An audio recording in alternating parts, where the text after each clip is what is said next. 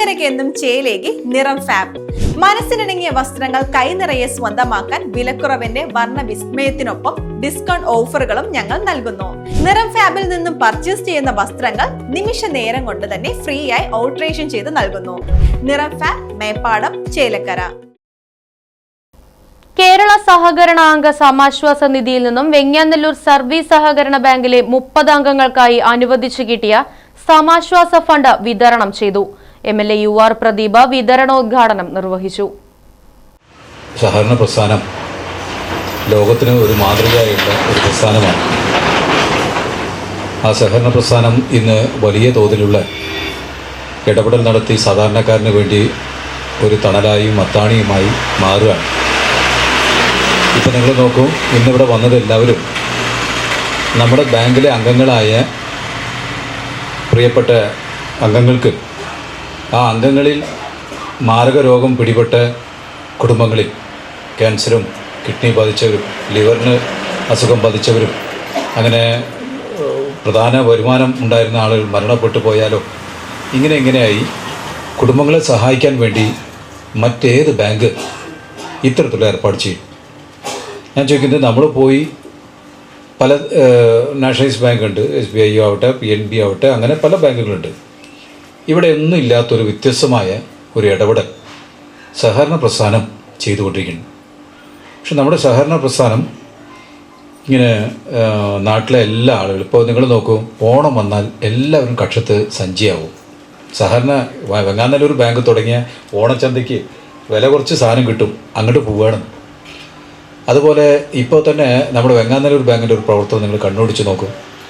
നമ്മുടെ നാട്ടിൽ എന്തെങ്കിലും ആപത്ത് സംഭവിച്ചാൽ ഓടി മുറ്റത്തെത്തുന്ന ആദ്യം നമ്മുടെ ആംബുലൻസാണ്. നിങ്ങളെല്ലാവരും അംഗങ്ങളായ ഈ ബാങ്കിൻ്റെ ആംബുലൻസ് ഓടിയെത്താണ്. ഏതെങ്കിലും ബാങ്കിൻ്റെ അങ്ങനെ ഇടപെടൽ നടത്താൻ പറ്റുമോ? ഇല്ല. ഇനി ഇത് കൂടാതെ നമ്മുടെ നാട്ടിലെ കർഷകരെ സഹായിക്കാൻ വളരെ സൗഹാർദ്ദ രീതിയുമായി വളം ഇതെല്ലാം കൈകാര്യം ചെയ്തുകൊണ്ടിരിക്കുന്നു. ഇത് നമുക്ക് നമ്മുടെ പ്രിയപ്പെട്ട അംഗങ്ങൾക്ക് അല്ലെങ്കിൽ ബാങ്കിൻ്റെ അംഗങ്ങൾക്ക് ആസ്പത്രിയുമായി മരുന്ന് വാങ്ങിക്കണമെങ്കിൽ പുറമേ ഉള്ള മരുന്നിനേക്കാൾ ഏറ്റവും കുറച്ച് നമ്മുടെ നീതി സ്റ്റോർ നടത്തിക്കൊണ്ടിരിക്കുന്നു, അല്ലേ? മെഡിക്കൽ സ്റ്റോർ നടത്തിക്കൊണ്ടിരിക്കുന്നു. ഇത് കൂടാതെ നമുക്ക് ലാബ് നടത്തുന്നു. എങ്ങനെ ഒരു ബാങ്കാണിത്.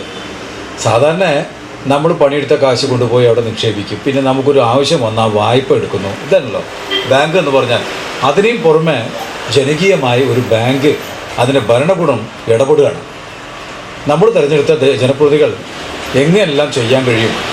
നമ്മുടെ ഈ നാട്ടിലെ ഈ ബാങ്കിനെ കൊണ്ട് അവരൊരു 1 രൂപ കൊടുത്താൽ അവർക്കൊരു 10 രൂപയുടെ ഗുണം ഉണ്ടാക്കാൻ പറ്റുമോ എന്നതാണ്. നമ്മളിൽ എത്ര പേര് ഈ പ്രസ്ഥാനം നന്നാവണമെന്ന് ചിന്തിക്കുന്നവരുണ്ട്? അതൊരു ബാങ്കല്ലേ, അത് അവരുടെ ഉത്തരവാദിത്തമല്ലേ ചോദിച്ചാൽ, നമ്മുടെ നാട്ടിൽ ഇതുപോലെ പല ബാങ്ക് നമ്മുടെ അടുത്ത് കാശ് വാങ്ങിച്ചു വെച്ചു പലിശയും വിട്ടുവീഴ്ച ചെയ്യാതെ വാങ്ങിച്ചു വയ്ക്കുന്നവരുണ്ട്. അവരിതുപോലെ ചെയ്യുന്നുണ്ടോ? എത്ര പേര് ചർച്ച ചെയ്യുന്നുണ്ട്? ഞാൻ മുഷിപ്പിക്കാൻ വേണ്ടി പറയല്ല. ഇവിടെ ഇരിക്കുന്നവർ വളരെ വിഷമത്തോടെ വന്നിരിക്കുന്നവരാണ്. ഞാൻ നിങ്ങളെ ഇരുത്തി അങ്ങനെ പറയുന്നില്ല.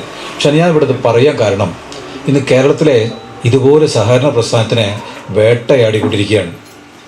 നിങ്ങൾക്കറിയോ, ഇത് ഇല്ലാതാവണം, ഈ ബാങ്ക് ഇല്ലാതാവണം. ഇത് വെങ്ങാനല്ലൂർ ബാങ്കല്ല, കേരളത്തിലെ സഹകരണ ബാങ്കുകൾ അത് പിടിച്ചെടുക്കണം എന്നൊരു തോന്നലോടുകൂടി ഇന്ന് നിയമം അതിനുവേണ്ടി ഉണ്ടാക്കുന്നു.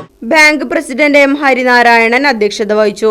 യോഗത്തിൽ bank vice president PN Ramachandran, secretary PM Sethumadhavan, ജനപ്രതിനിധികളായ Plazhi Sasidharan, PA Jafar Mon, VK Gopi, bank ഡയറക്ടർമാരായ വിൽസൺ മേക്കാട്ടുകുളം, KG രേഖ തുടങ്ങിയവർ സംസാരിച്ചു.